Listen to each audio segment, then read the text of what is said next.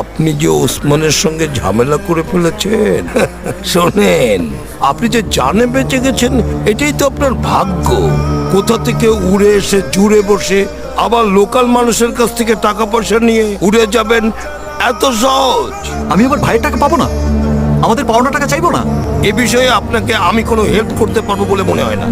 তবে আপনার উচিত ওসমানের থেকে কোনো বড় মাছের শেল্টার নেওয়া। দেখেন, আমি এখানকার কাউকেই চিনি না, আর আপনার কাছে আসি তো শেল্টারের জন্য। আপনার কাজই তো আমার কি কাজ?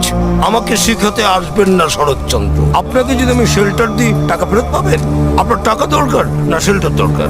এখানে আর এমন কি আছে যে যার কাছে গেলে আমি ওসমানের কাছ থেকে টাকা তুলতে পারবো? টাকা তুলতে পারবেন কিনা জানি না, তবে খালেক চেয়ারম্যানের কাছে সবকিছু খুলে বলতে পারেন। তিনি কিছু একটা করলেও করতে পারেন। তিনি এখন আর এখানকার চেয়ারম্যান না, কিন্তু এখানকার লোকজন তাকে খুবই সম্মান করে। তাকে যে আপনি সমস্ত কিছু বলতে পারেন। তার ঠিকানাটা